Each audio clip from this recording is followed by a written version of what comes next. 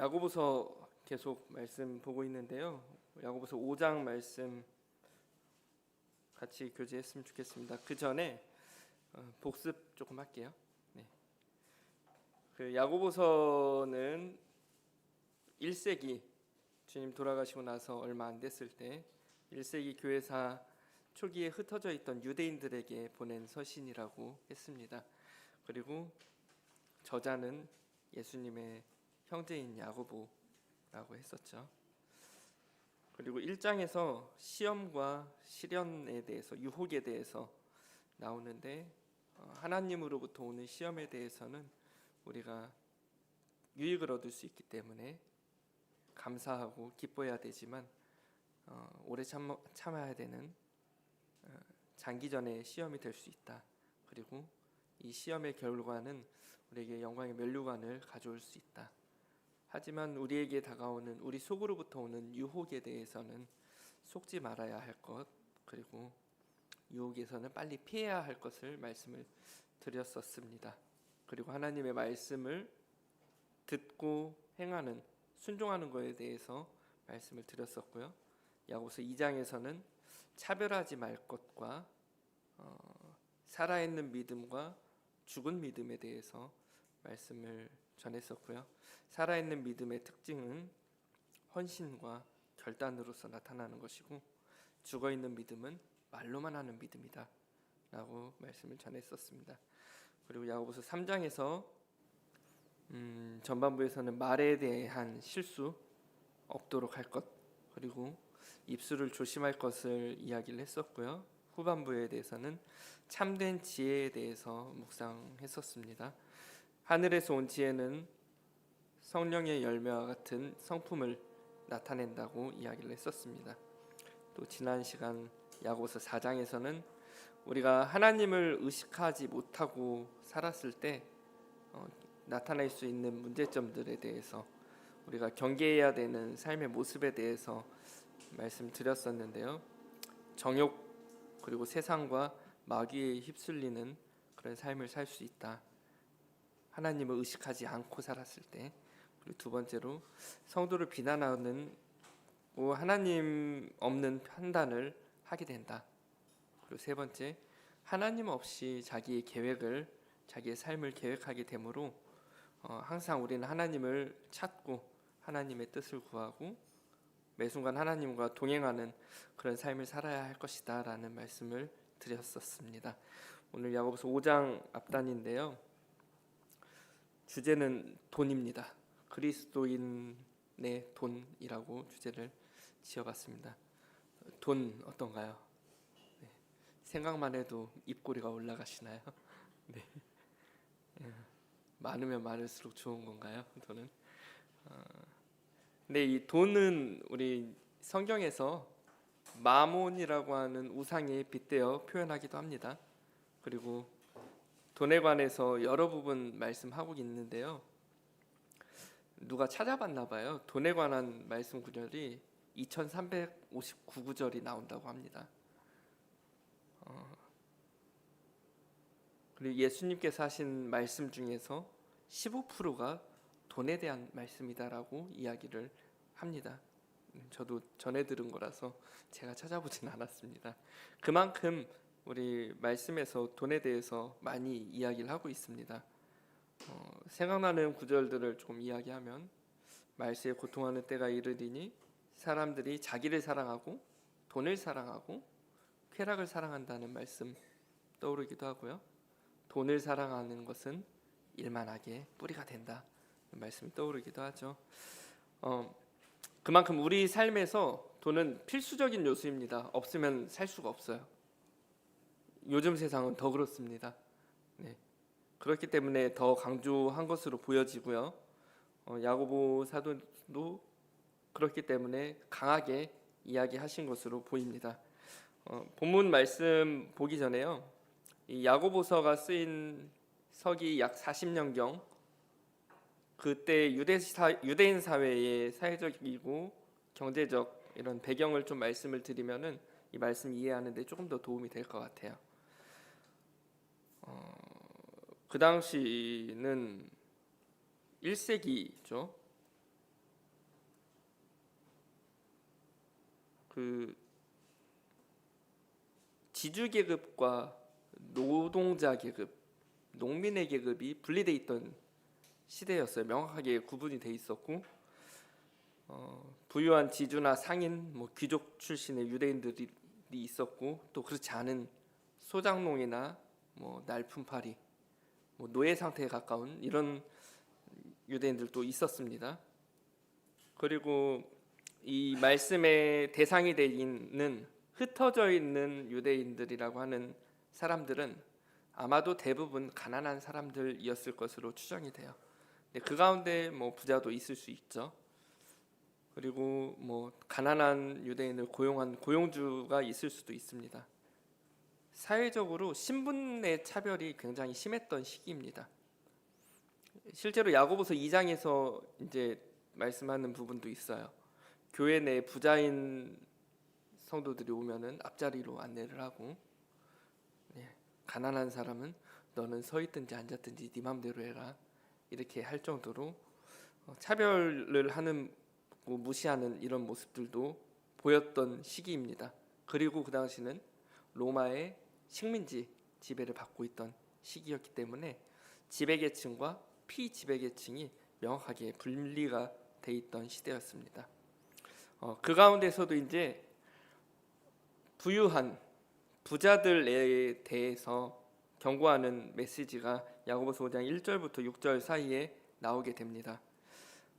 1절부터 6절까지 교독하도록 하겠습니다. 제가 먼저 읽고 성도님들이 읽는 순서로 교독하도록 하겠습니다. 들으라, 부한자들아, 너희에게 임할 고생으로 말미암아 울고 통곡하라. 너희 금과 은은 녹이 슬었으니 이 녹이 너희에게 증거가 되며 불같이 너희 살을 먹으리라. 너희가 말세에 재물을 쌓았도다.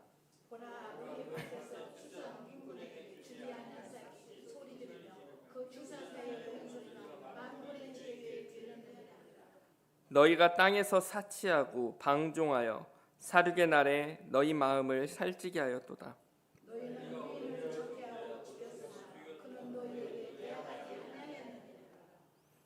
짧은 구절인데요.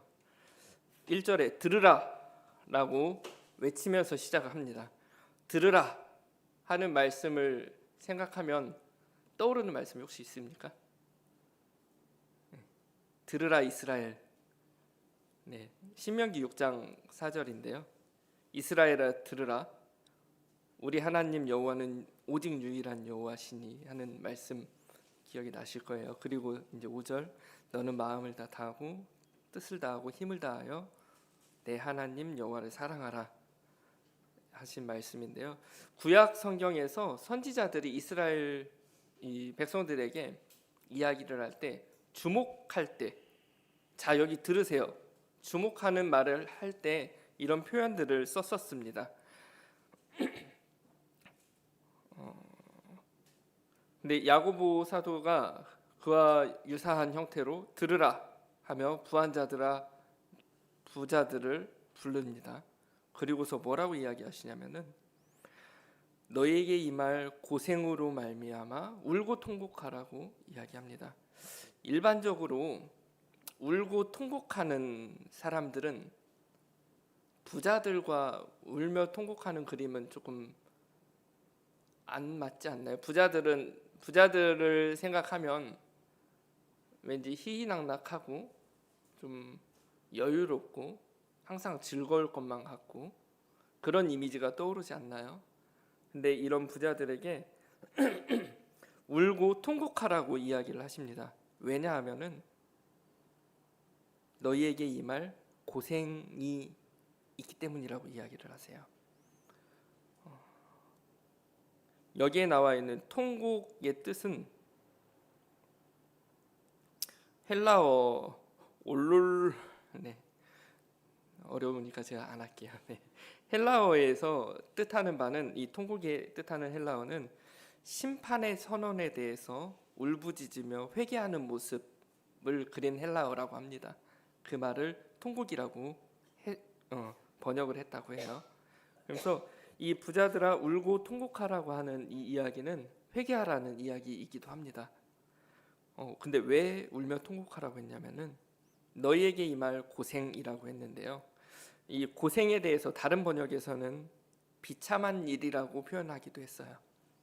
하나님은 이 부자들이 앞으로 당할 비참한 일을 대비해서 울고 회개해서 통곡하라고 이야기를 하십니다. 어떤 비참한 일인지는 밑에 5절에 나옵니다.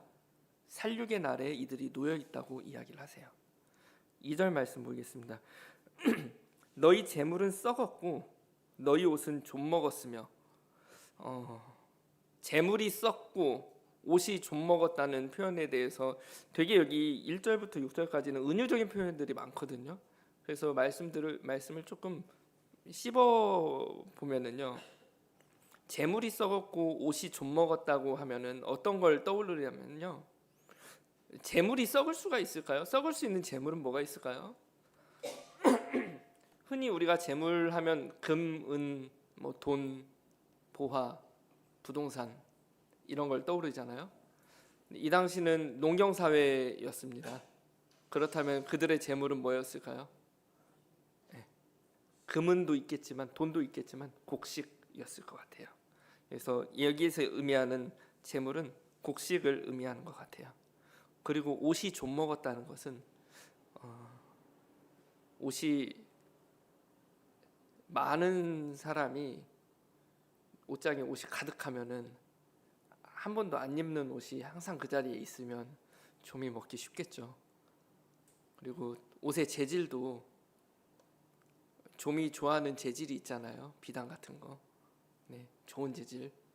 나일론 같은 건 좀 안 먹잖아요. 네, 그래서 이런 부자들이 가지고 있는 옷의 양을 또 여기 생각해 볼 수 있습니다. 옷을 틈없이 가득 쌓아놨을 때 그 가운데서 1년, 2년 가도록 한 번도 꺼내 입지는 않지만은 쌓아져 있는 것을 보고 기뻐할 때 그 가운데서 분명히 좀 먹는 옷이 나올 수 있습니다. 네. 그리고 3절에 금과 은이 녹슬었다고 표현하고 있습니다. 금이나 은이 혹시 녹슨 것을 보신 적이 있으세요? 은이 오래되면은 은은 새카맣게 색이 변하긴 합니다. 근데 금은 녹슨 것을 저는 본 적은 없는 것 같은데 박물관이나 이런 데 가서 보면은 옛날 금으로 만든 이런 왕관이나 이런 것들 보면은 금의 초록색으로 부식된 것 같은 그런 건 본 적이 있어요. 아마 그런 걸 표현하는 것 같아요. 금과 은은 이렇게 철이 아니기 때문에, 철이 섞여 있다면 녹이 쓸 수도 있겠지만 철이 아니기 때문에 기본적으로 녹이 슬지 않지만 세월이 지나면 부식이 되기도 합니다. 이 부식이 된 금은 가치가 떨어지겠죠. 자, 너희의 금과 은이 녹슬었고 이 녹이 너희에게 증거가 된다고 했습니다. 자, 1절, 2절, 3절에서 이 부자들이 잘못한 건 뭐인 것 같아요? 부자들의 잘못은 여기서 찾아볼 수 있는 부자들이 잘못한 건 뭐라고 생각되십니까? 네, 맞습니다. 훌륭하십니다. 쌓아만 두고 있는 것을 부자들이 베풀지 않고 자기의 욕심만 부려서 올바르게 사용하지 않고 쌓아두기만 한 것을 하나님께서는 잘못했다고 표현하십니다. 3절 중간에 나오는 이 녹이 너희에게 증거가 된다고 했는데요. 이 증거가 된다는 말은 부자들이 이 금과 은을 사용하지 않고 쌓아만 뒀기 때문에 이 쌓아둔 것에 대한 나중에 증거로서 녹슨 돈을 너한테서 발견하게 될 것이다 라고 생각을 하면은 이해가 될 것 같아요. 재산을 쌓아두는 데만 급급하고 나를 위해서 사용하는 데에만 급급하고 하나님이 뜻하는 바대로 올바르게 사용하지 않았다는 것에 대한 증거가 될 것이라고 이야기를 하고 있는 거예요.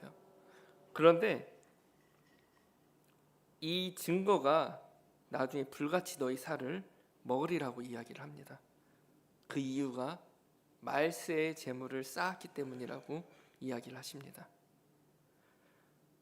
성경에서 부자에 대해서 이야기하는 부자가 천국에 가기 어렵다고 이야기를 하시기도 하고요.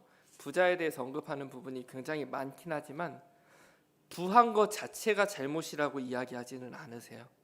하지만 그 부한 것을 어떻게 부를 쌓아 올렸는가, 그리고 그 부를 어떻게 사용하는지에 따라 잘못과 그렇지 않은 것을 이야기하는 것 같아요. 하나님은 사람들, 우리 믿는 사람들을 부하게 하십니다. 부유하게 하세요.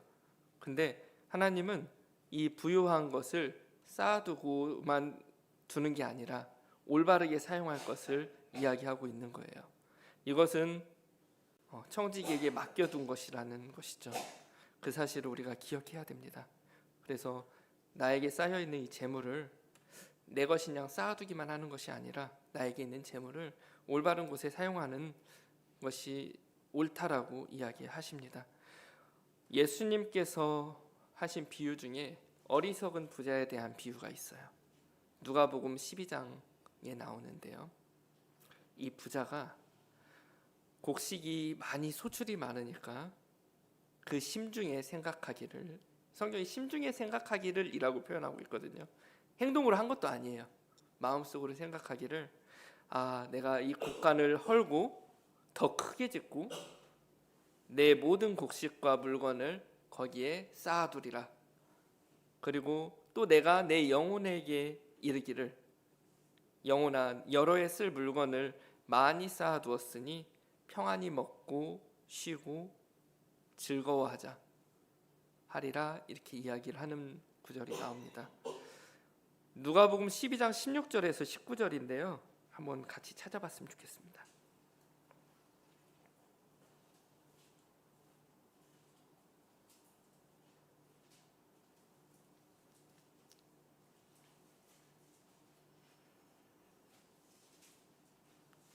이 16절에서 19절 사이에 특징적으로 반복되는 단어들이 나옵니다. 두 가지가 나오는데요.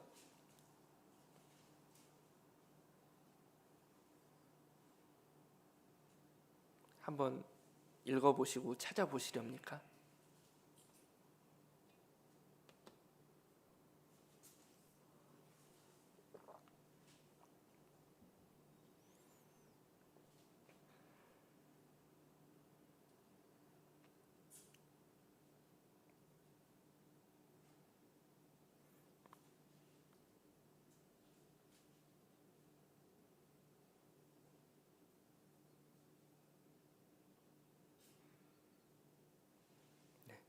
반복되는 단어들,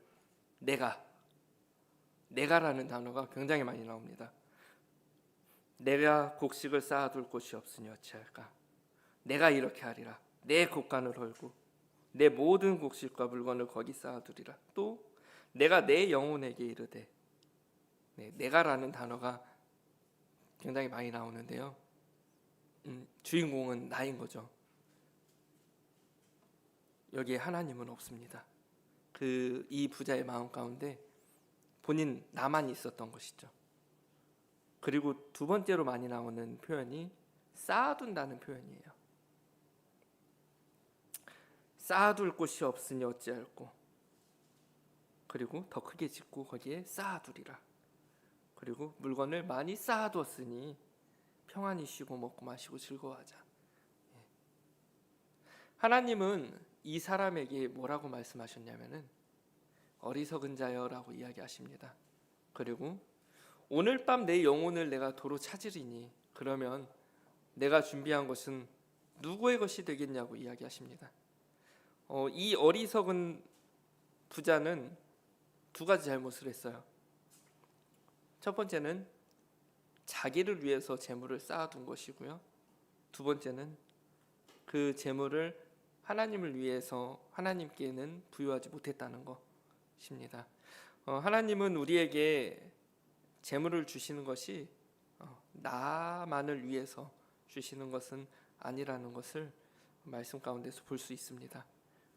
그래서 간혹 먼저 되신 형제님들이나 어떤 선교사분들이나 이런 분들의 간증을 들어보면은요, 이럴 때가 있어요. 내가 어디서 돈이 생겼는데 때마침 어디에서 연락이 와서 선교지에서 이완성 형제님 간증이었던 것 같아요. 때마침 뭐 태국인지 필리핀에서 선교사 형제님한테 연락이 왔는데 그 학교 뭐 짓는데 돈이 필요하다라고 형제님 기도해 주십시오 이런 이야기를 했대요. 그래서 형제님이 돈 생긴 거 어떻게 알고 또 전화했대 이렇게 표현을 하셨었거든요. 그러면서 이제 그 돈이 생긴 것을 헌금을 하셔서 그곳에서 유용하게 사용했다는 그런 간증을 하신 것을 들은 적이 있어요. 또 조지 밀러 같은 분들도 이런 간증들을 굉장히 많이 하죠.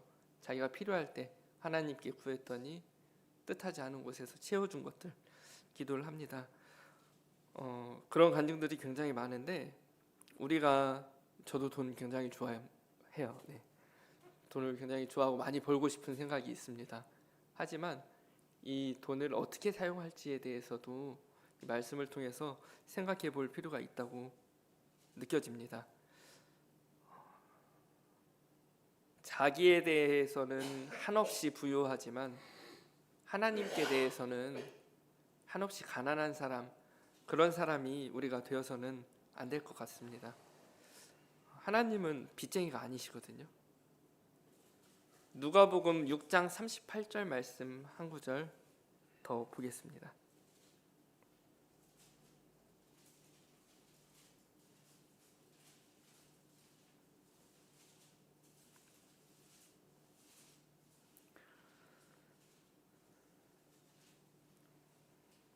주라 그리하면 너희에게 줄 것이요 곧 후히 되어 누르고 흔들어 넘치도록 하여 너희에게 안겨주리라. 너희가 헤아리는 그 헤아림으로 너희도 헤아림을 도로 받을 것이니라. 하나님의 방식에 대해서 이야기하십니다. 하나님은 우리가 주었을 때 우리한테 후히 돼서 주시고, 이 되어준다는 말은 옛날 되박을 생각하시면 됩니다. 되박 아시죠 다들? 네. 저 어렸을 때 그 재래시장에 가면 다라이에다가 찹쌀 같은 거, 콩 같은 거 이렇게 쭉 넣고 한 대, 두 대 이렇게 팔았던 거 기억하는데요. 그 되를 될 때 이렇게 되로 뜨고 나서 자 같은 걸로 싹 긁습니다. 그렇게 하면 안 돼요. 근데 하나님은 후히 되어 주신다고 이야기하십니다. 떠서 긁지 않으신다는 말이겠죠. 네. 후히 되어 주시고 또 이 되로 이렇게 되고 나서 한번 이렇게 톡톡 털어주면요 더 많이 들어가거든요. 네. 흔들어 넘치도록 해서 그냥 주시는 게 아니라 안겨 주신다고 말씀하십니다. 그리고 나서 우리가 헤아리는 그 헤아림대로 하나님은 우리를 다시 헤아리실 것이라고 이야기하세요. 하나님은 이렇게 주시는 분이세요. 매주 헌금함을 이제 형제님들과 같이 계수를 하는데요. 그 헌금함 계수할 때 이런 기도를 항상 하거든요. 하나님 앞에 드린 성도님들의 손길을 하나님께서 귀하게 받으시기 원합니다.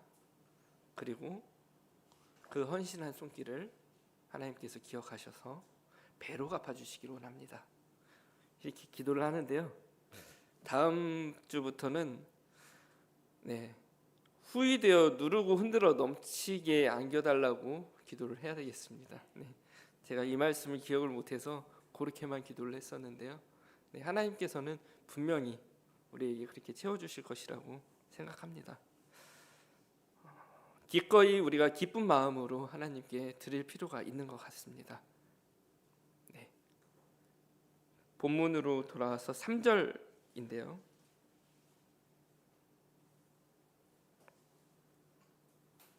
후반 3절 후반절입니다. 너희가 말세의 재물을 쌓았다고 이야기합니다. 세상의 끝이라는 이야기, 말세라는 이야기 굉장히 요즘 많이 합니다. 주님이 곧 오실 것 같다. 어떤 분들은 이스라엘의 제3성전이 이제 모든 준비가 끝났다. 이런 이야기를 하시기도 하고요. 또 말씀에서 이야기하는 것처럼 지진과 기근과 홍수의 소식들이 많이 들려옵니다. 얼마 전에 세계 강대국이라는 미국에서도 홍수가 나서 미국의 대도시인 뉴욕이 잠겼어요. 텍사스가 잠겼어요. 그리고 뭐 해프닝으로 지나가긴 했지만 7월 달에는 일본에서 대지진이 있을 거라는 예보가 있었습니다. 아직 7월이 안 지났으니까 해프닝이 아닐까요? 대지진이 있을 것이라는 예보도 있었고요. 그래서 일본 가는 항공권 값이 똥값이 됐다. 그래서 한국 사람이 제일 많이 갔다고 하더라고요. 이런 일들이 우리에게 빈번히 일어나고 있고 소식이 들려오고 있습니다. 우리나라에서도 기록적인 폭우가 쏟아져서 지금 호우 피해를 받은 지역들이 있죠. 이런 말세에 재물을 쌓아두었다고 책망을 하시는 거예요. 근데 이 4절부터는 이 재물을 어떻게 쌓았는지에 대해서 또 주목하십니다. 4절 말씀에 보라 너희 밭에서 추수한 품꾼에게 주지 아니한 삭시 소리 지르며 그 추수한 자의 우는 소리가 만군의 주의 귀에 들렸느니라. 품꾼의 삭시 소리를 지른다고 표현을 해놨어요. 아까 은유적인 표현이 굉장히 많다고 했잖아요. 돈이 소리 지를 수 없지만 은유적으로 표현을 해놨습니다. 그리고 이 당시에 추수꾼들, 이런 일꾼들은 지금처럼 월급 주급제가 아니기 때문에 다 일당으로 받았을 텐데 그 일당을 어떻게 안 줄 수 있었을까? 당연히 일하고 달라고 하는 것을 상식으로 생각하면 그 삭스를 어떻게 안 줄 수 있었지? 이 생각을 하면은 답이 안 나와요. 정말 악해요. 이 일당으로 먹고 사는 사람들은 그게 없으면은 그 집에 가면 그 사람의 가족은 그날을 굶어야 했을 텐데 어찌 그럴 수 있었을까 싶어요. 노동력을 굉장히 착취한 것이죠. 그렇기 때문에 그 노동자의 삭스를 받지 못한 노동자와 그 가족의 울음소리가, 그 억울한 소리가 하나님께 들렸다는 말이지 않겠습니까? 심판해 주러 오실 만군의 하나님의 귀에 들렸다고 표현을 하고 있습니다. 아마도 그 일당 받는 사람들은 다음 날도 가서 또 일을 해야 되기 때문에 주인에게 또 달라고 말을 못했겠죠. 그 사람한테 잘못 보이면 일을 안 시켜줄 테니까 내일 줄게 하면은 억울하지만 내일하고 대답할 수밖에 없었을 것 같아요. 이 5절 말씀 보겠습니다. 이렇게 쌓아둔 재물로 이 부자들은 무엇을 했냐면요, 너희가 땅에서 사치하고 방종하여 다고 이야기합니다. 사치는 씀씀이나 사전에요, 씀씀이나 꾸밈새, 행사의 칠했 따위에서 필요 이상의 물건이나 돈을 씀으로써 자기 분수에 지나친 생활을 하는 것이라고 표현합니다. 그리고 방종은 아무 꺼리낌 없이 제멋대로 함부로 행동하는 것을 방종이라고 표현해놨습니다. 이 5절 말씀을 풀어보면요, 하나님이 주신 이 재물을 아무 꺼리낌 없이 제멋대로 함부로 필요 이상으로 돈을 씀으로써 돈을 썼다고 이야기를 하는 거예요. 그리고 그렇게 함으로써 살육의 날에 너희 마음을 살찌게 하였도다라고 이야기합니다. 이 살육의 날이라는 표현이 개역 한글 성경에서는 도살의 날이라고 표현이 돼 있었어요. 그리고 마음이 살찌게 했다는 표현에 대해서는 그 마음을 욕심으로 가득 채웠다라는 표현으로 했었습니다. 이게 세 번역으로 바뀌면서 표현이 막 아름답고 은유적으로 바뀌었지만 좀 의미가 와닿지 않는 부분들도 좀 있습니다. 그래서 여러 번역 부분을 좀 살펴보는 것 같아요. 5절 말씀을 다시 한번 풀어보면요, 하나님이 주신 재물을 아무 꺼리낌 없이, 이 부자들이 아무 꺼리낌 없이 제 멋대로 돈을 쓰면서 도살장에 끌려가기 전에 짐승처럼 자기 배를 채웠다라고 표현할 수 있습니다.